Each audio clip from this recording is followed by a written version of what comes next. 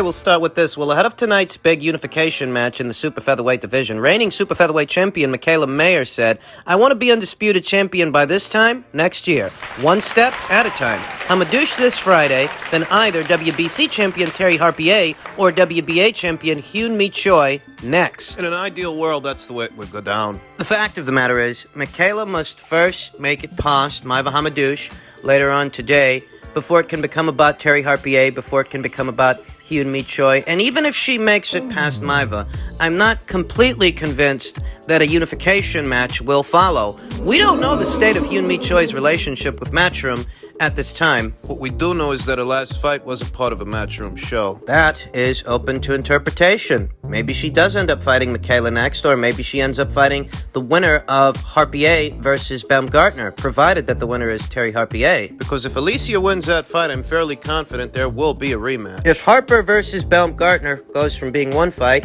into being two fights, well, neither girl is going to be available for Hyun Mi Choi to fight. Then maybe, I don't know, maybe she fights Mikaela Mayer, sees about unifying with her, or maybe she fights Natasha Jonas.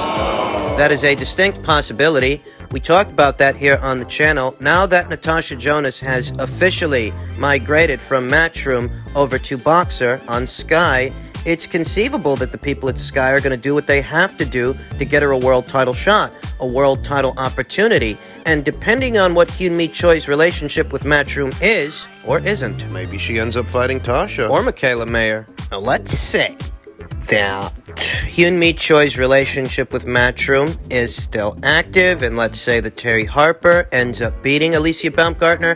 I can see Terry moving straight into that Hyun Mi Choi unification match next year, if Hyun Mi still is with Matchroom, and if Terry beats Alicia, at which point the people over there at Top Rank and their UK broadcast partner, Sky Boxer, they might look to make a Mayer versus Jonas fight, because they have that network relationship with Top Rank, and Sky and Boxer, they very recently signed Natasha Jonas. If they want to get her a world title shot, a world title opportunity, in that scenario, that would be the world title that is available to her. World titles. You have to remember, we're talking about a scenario to where Terry Harper actually beats Alicia Baumgartner, and she goes straight into a Hyun Mi Choi unification match thereafter. In that scenario, the only available champion for Natasha to fight would be Mikaela Mayer, who, if she makes it through Maiva later on today, she won't just be a WBO champion, she'll be a unified WBO, IBF, and Ring Magazine champion. That would give Natasha the opportunity to fight for 2 alphabet titles and the coveted Ring Magazine title that often denotes lineal status. Not always, but usually. Now, there is one other scenario that we haven't touched on. A scenario where Maiva Hamadouche wins tonight. If she does, she goes back to Matchroom with those 2 alphabet titles and the coveted Ring Magazine belt. She does that, her status with Matchroom, it's still active. Eddie Hearn has flown in to support her. At which point, what the people over there at Matchroom could opt to do is an in-house unification match between Matchroom's fighters, Matchroom's champions, Terry Harpier and Maiva Hamadouche. I won't lie to you, there's a chance that Maiva Hamadouche wins tonight's fight. And it's more than just a puncher's chance. Mikaela Mayer has never fought someone quite like this before. Not in the pros, and not for 10 rounds. I have Mikaela Mayer winning tonight's fight, though it's not a foregone conclusion that she does. And that's important. That shouldn't be overlooked. I could be wrong. I can recall at least one other time when a hard-punching French import set foot on American soil to take on an American pure boxer. And then, like now, the hard-punching French import wasn't the least bit subtle. There wasn't much to decipher. There weren't very many subtleties and nuances to their game plan. Put simply, they had enough power to go in there and knock out the other girl, and that's what they did. On their home turf. Right in their hometown. That hard-punching French import was France's own Sophie Anne Mathis, and that American-based pure boxer was Holly Holm, Preacher's daughter. who in December of 2011, approximately 10 years ago, was baptized by the hard-punching French import. There are parallels to draw between Holm versus Mathis 1 and Mayer versus Hamadouche. There are eerie similarities there. Could a similar fate await Mikaela Mayer later on tonight? Will it be the French woman's hand raised? We'll see.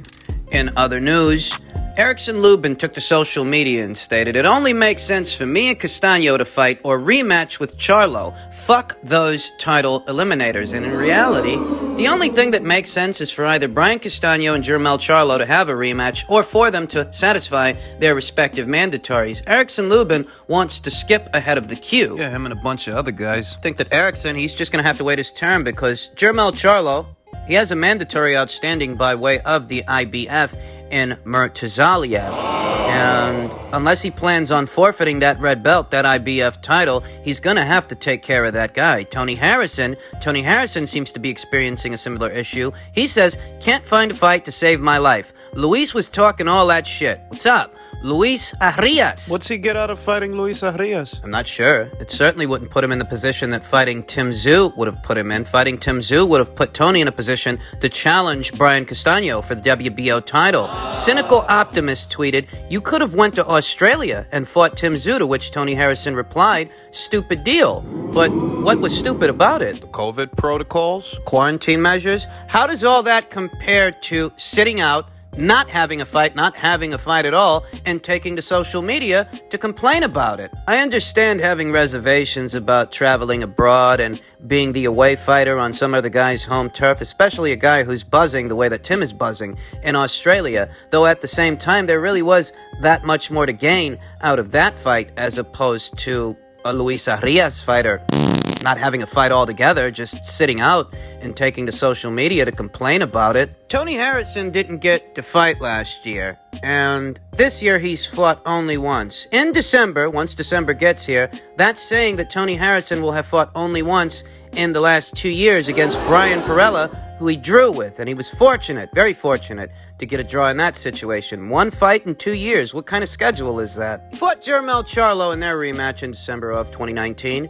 Didn't fight at all in December of 2020, and this December doesn't look like he's going to be fighting either, so that's roughly 1 fight in the last 2 years, the Brian Perella fight. A draw. How is a fighter supposed to stay sharp and stay hungry on a schedule like that? Well, it's a self-inflicted wound anyway. Because he says that the deal for the Tszyu fight was a stupid deal without saying what was stupid about it.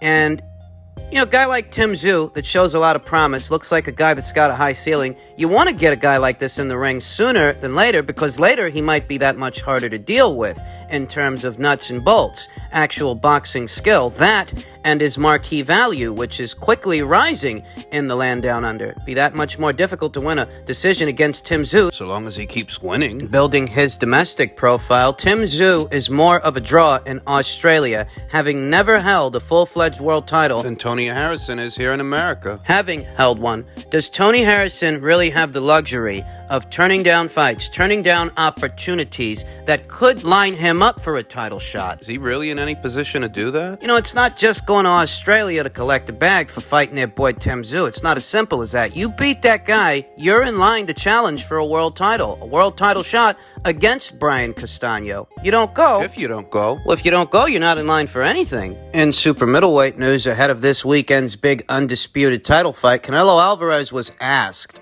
if it would be crazy to suggest a fight for him against Artur Beterbiev in the future, to which Canelo replied, "No, not crazy. I love the idea. I love challenges." And Canelo Alvarez, he's no stranger to the light heavyweight division. Lest we forget, he went up there and fought Sergey Kovalev when Sergey Kovalev was in possession of the WBO title. And a lot of different people look at that fight and look at that victory in a lot of different ways. Some people give Canelo Alvarez credit for the fight, and some people don't. Some people think Sergey Kovalev was past it, that the turnaround between the Yard fight and the Canelo fight, it was too quick. Myself, the way I look at it, Sergey's the one that signed the dotted line. Sergey didn't have to take that Canelo Alvarez fight, but he did, and he's a grown man. Why the fuck would I make excuses for him? Now, was that the very best version of Sergey Kovalev? No, it wasn't. But even that version of Sergey Kovalev is still better than anything you'll find on Jermell Charlo's resume or Caleb Plant's resume. I mean, if it was so fucking easy to do, right? It's so easy to beat Sergey Kovalev. So why didn't Jamal move up and do it? Jermell Charlo is a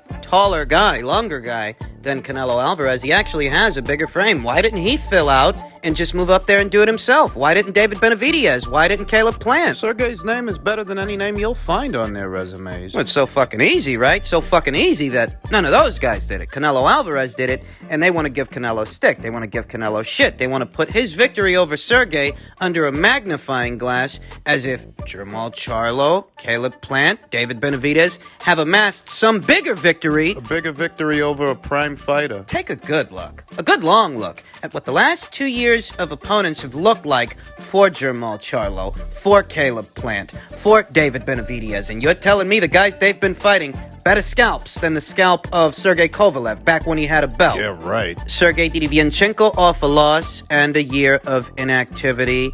And Juan Montiel, that's supposed to be better than Sergey when he was a champion? Romer Angulo and Ronald Ellis. Is that supposed to be better? No, I know. Mike Lee and Vincent Farfandugan. Caleb Truax, that's supposed to be better. Am I hearing this right? Yeah, Canelo Alvarez, he didn't face the best version of Sergey Kovalev, but the version that he did face was a reigning world champion in the light heavyweight division, and a better fighter overall than the guys that these guys have been fighting. So before you put Canelo's victory over Sergey under a magnifying glass, you should first put these guys' track records under a magnifying glass, and you'll find that while Canelo didn't face the best Sergey, he was still better than the guys those guys have been fighting. And now they're looking at Artur. It's also possible he faces Dmitry Bivol. Dmitri's a bit younger than Artur. Artur, He's 36, going on 37 years old. but I'll tell you now that the scalp of a 36 or 37-year-old Artur Beterbiev is a better scalp, a much better scalp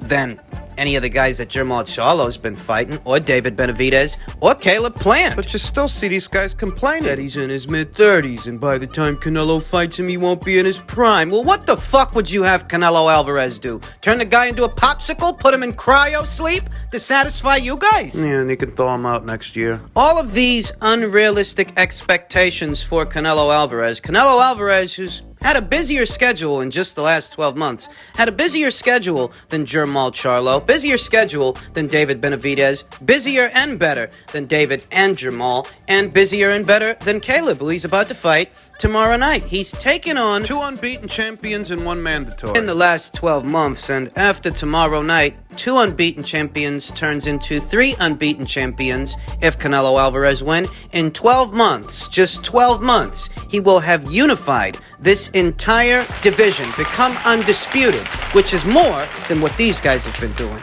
My honest opinion is that a Beterbiev fight is actually better than a Benavidez fight, than a Charlo fight. Artur, he's got 2 belts. Charlo's got 1 and David's got none. What's the incentive? What's the incentive? The money? Canelo Alvarez is the one bringing the money. Canelo Alvarez is the one bringing the fans, not these guys. That's why these guys are lining up single file to fight him instead of fighting each other. And that's why they find themselves at the mercy of Canelo Alvarez. You're not trying to build your own brand. Or your own legacy. You're just trying to sponge off of his. Otherwise, you guys would have did the same kind of legwork that he did. You spend all these fucking years playing it safe, fighting these fucking no-hopers, and you think you're supposed to be some kind of a priority to this guy? This guy will get to you when he decides to get to you, because it's not up to you. It's up to him. It might sound like a broken record. It might feel like I have to constantly remind you guys of this, but as far as I'm concerned, given the state at middleweight, super middleweight, and light heavyweight, a good number of these guys are interchangeable, though I think Canelo Alvarez's biggest challenges, they're not at middleweight, they're not at super middleweight, they are at light heavyweight. Artur Beterbiev, given his size and his punching power, is more of a threat to Canelo Alvarez, even at 36 or 37 years old, than, say, David Benavidez, Caleb Plant, or Jermall Charlo. Yeah. Artur Beterbiev, to me, poses a greater risk to Canelo than those guys, and if he decides to fight Artur, I'm okay with it. If he doesn't and he decides to pick a Cherry and Cherry Charlo, hey, I'm okay with that too, because he's asking for it. Him and his fans. Give the fucker what he wants. At this point, as far as I'm concerned, Jermall Charlo is but a lighter touch. That'd be Canelo taking his foot off the gas. Compared to, say, Canelo fighting an Artur Beterbiev, who is a characteristically bigger puncher and a naturally bigger guy than Jermall Charlo. You think a guy like Juan Montiel goes the distance with Artur? I don't think so. No fucking way. You think about Dmitry Bivol, who I think is a better boxer than Jermall Charlo. Though that just boils down to opinion, that boils down to preference. What doesn't is their respective bodies of work. Dmitry Bivol is more proven as a light heavyweight, has a better resume than Jermall Charlo has as a middleweight. Think about it. It's the best guy that Jermall Charlo ever beat. J-Rock at 154 pounds or Sergey Dedevianchenko off a loss at 160 pounds? How does that compare with beating Joe Smith Jr., who after Dmitry beat him, went on to become a champion himself? John Pascal, a former champion, who after Dmitry beat him, went on to dish out losses to both Badu Jack and Marcus Brown. Felix Valera, Sullivan Barrera, Jean Pascal, Joe Smith Jr., those are more solid names at light heavyweight than any of the names Jermall Charlo has fought at either junior middleweight or middleweight. Those are more solid names than the guys David's fought. I'm just giving it to you straight. It's the only way I know how to give it to you. And, Canelo, he can decide to fight Artur. He can decide to fight Dmitry or Demetrius. That works too. WBO middleweight champion. He can decide to fight Jermall Charlo or David Benavidez. It's all fine by me because most of these guys and their bodies of work, they don't stand out anyway. I got no reason to advocate for any one of these guys in particular, over any one of these guys. It's all fine by me. It's all the same. It's the same fucking shit. It's the same fucking shit every Canelo Alvarez fight. I gotta remind you that these other guys that are out there, good number of them, they're good fighters, they're solid fighters, there's no doubt about that, but compared to Canelo Alvarez and what he's done so far, Canelo has separated himself from these guys in such a way that he can fight any one of them, and any one of them don't stand apart. One is just as good as the other. I'm gonna cry any one of these guys a river because they haven't fought Canelo yet. Canelo Alvarez has fought 2 unbeaten champions in the last 12 months. That 2 is gonna turn into 3 tomorrow night. In all likelihood, he will become an undisputed champion, and I'm supposed to moan about it? Your guy, he just needs to wait his turn. Canelo does plan on fighting 4 times next year. So quit your fucking crying. Maybe he'll move up and fight Beterbiev or Bivol, or maybe he'll decide to take pity on Jermall. Give him an opportunity to be a part of something big. It's up to him. It's up to Canelo.